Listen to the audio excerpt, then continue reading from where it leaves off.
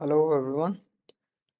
इस स्लाइड में हम क्लासिकल रियलिज्म के बारे में बात करेंगे। क्लासिकल रियलिज्म जो था, it was dominant up to 20th century and some of the its major exponents are Kautilya, Sun Tzu, Thucydides, Machiavelli and Thomas Hobbes. ये इन लोगों ने जो इंसाइट्स अपने प्रोवाइड किए और स्टेट लीडर्स को बोला कि भैया आप इस प्रकार से अपनी पॉलिसीज को कंडक्ट करो। These insights are often grouped under the doctrine of raison d'etat और the reasons of state, कि एक स्टेट के जो लीडर्स है या फिर एक स्टेट को है किस प्रकार से इंटरनेशनल रिलेशंस में अपना कंडक्ट दिखाना चाहिए, इसको क्या बोला जाता है, डॉक्ट्रिन ऑफ रेजन डेटा। ठीक है। फ्रेडरिक मैनियट जो है, he says that raison d'etat जो है, it is basically states first law of the motion. It tells the statesman what he must do to preserve the health and strength of the state। कि एक statesman जो है, एक state का leader जो है, उसको बताता है, यही जो है डॉक्ट्रिन ऑफ रेजन डेटा है, कि भैया आपको क्या करना चाहिए, आपका कंडक्ट जो है इंटरनेशनल रिलेशंस में किस प्रकार का होना चाहिए। दूसरी चीज जो है, इन सब के सब लोग जितने भी थे, भले ही वो कौटिल्य हो, भले ही वो मैकियावेली हो, होब्स हो, इन्होंने ह्यूमन नेचर को अलग प्रकार से डिफाइन करने की कोशिश की कि भैया ये इगोइस्ट है, सेल्फिश है और झगड़ालू है ना, क्वारलसम है आपस में। तो एक जो वो थियोलॉजी था, रिलीजियस डॉक्ट्रिन्स थे जो ह्यूमन नेचर को बहुत ही ज्यादा बेनेवलेंट, चैरिटेबल और इस प्रकार से पेश कर रहे थे, इन लोगों ने बहुत ही अलग प्रकार से ह्यूमन नेचर को दिखाया। और basically they say that it is the human egoism which determines the state egoism. यही जो ह्यूमन का नेचर है, यही आगे जाकर के स्टेट के नेचर में भी, after all state is constituted by it's individuals, so this in turn जो लीड्स टू स्टेट इगोइज्म। ये जो ह्यूमन इगोइज्म है, यही फिर आगे जाकर के स्टेट इगोइज्म में भी रिफ्लेक्ट करता है। तो behavior of the state as a self-seeking egoist is the reflection of the characteristics of its human beings. It is from the nature of man that the essential features of international politics, such as competition, fear and war, can be explained. तो इस प्रकार से इन्होंने state का behaviour जो है उसको human behaviour इस प्रकार का है, इस वजह से स्टेट बिहेवियर भी इस प्रकार का है, ऐसा बताने की कोशिश की। ऑलराइट। अनदर फीचर जो था इनका जो था, belief in primordial character of power and ethics. ठीक है। ये जो है एक प्रकार से पेट्रियोटिक वर्च्यू की बात करते थे, सब के सब जो हेरोइक वर्च्यू, पेट्रियोटिक वर्च्यू, इस प्रकार से जो एक प्राइमोडियल कैरेक्टर ऑफ पावर था, इस प्रकार से एकदम से मतलब जो मिलिट्री वर्च्यूज जो जो जो आगे जाकर के जिस प्रकार से इसको और ज्यादा साइंटिफिकली मॉर्गेनथाउ और येट्सकार ने बताने की कोशिश की इसी चीज को। और जहां तक यूनिवर्सल मॉरल प्रिंसिपल्स की बात है, although all realists agree that there are no agreed set of universal moral principles, but there is still some difference. For example, Machiavelli जो है वो he he is the exponent of double standard or dual standard of morality. He says that ends justifies the means or principles are subordinated to policies. So all obligations or treaties with other states must be disregarded if the security of the community is under threat. इस प्रकार की बात Machiavelli बोलता है। On the other hand, some of the other classical realists like Thucydides, they are more temperate in this sense. ये बोलते हैं कि purely acting on the basis of uh, या फिर purely ignoring considerations of moral and ethical principles may frequently result into self defeating policies. तो ये थोड़ा सा कुछ टेम्परेट है, बाकी मैकियावली तो एकदम out and out core realist है। मेजर वर्क्स ये हमने बहुत बार देख ही लिए, कौटिल्य, थुसिडाइडिस का history of Peloponnesian war, Machiavelli prince, Hobbes, Leviathan.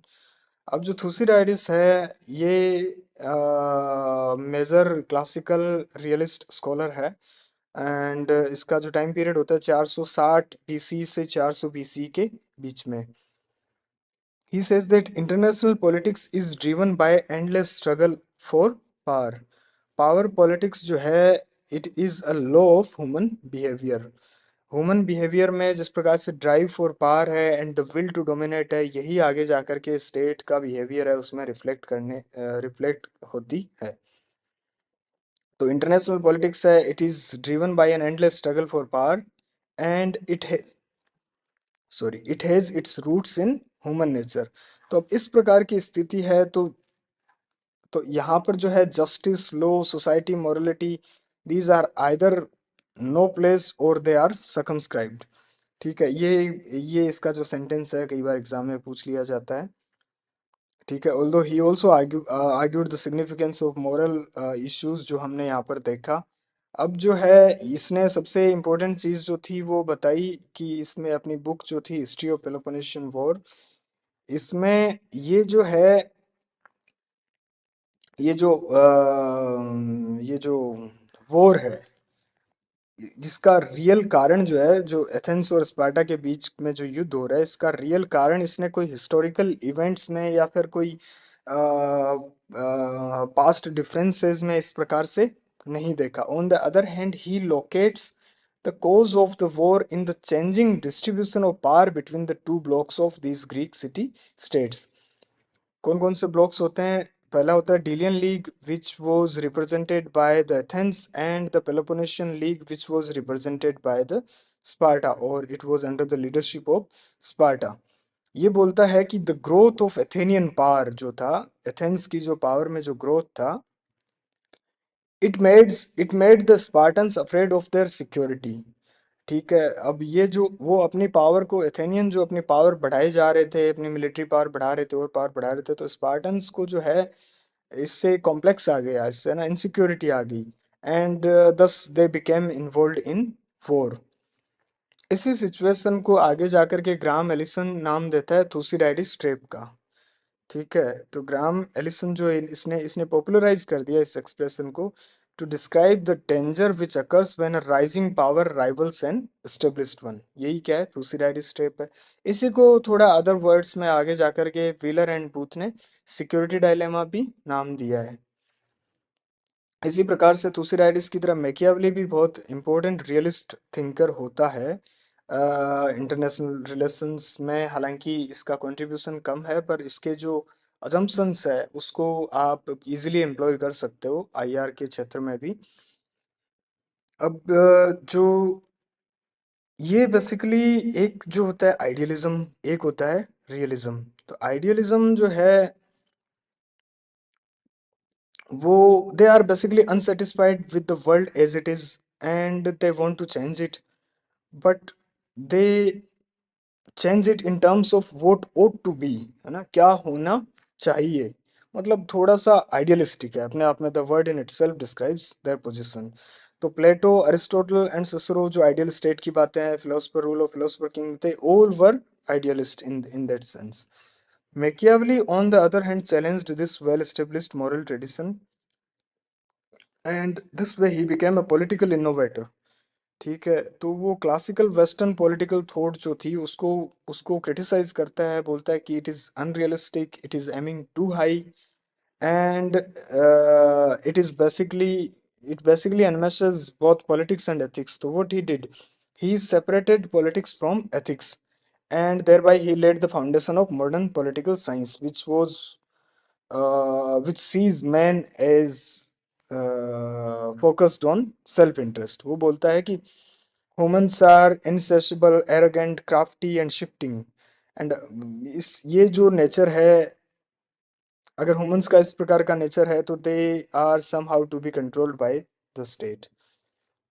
इस प्रकार की बातें मैकियावेली भी करता है, इस प्रकार की बातें होब्स भी करता है। तो ये ह्यूमन नेचर को जिस प्रकार से डिस्क्राइब करते हैं, ये अज्यूम किया जाता है कि स्टेट को भी फिर ये लोग इसी प्रकार से डिस्क्राइब करना चाह रहे हैं, and in that sense they are basically realist thinkers. All right, है ना, इस स्लाइड में इतना ही। आगे की जो स्लाइड है उसमें हम बात करेंगे स्ट्रक्चरल रियलिज्म या फिर न्यू रियलिज्म के बारे में, केनेथ वोल्स, जॉन मर्शिमर, और आगे भी जितने कुछ डिविजन्स हैं न्यू रियलिज्म के अंदर, उसके बारे में भी। Thank you for watching.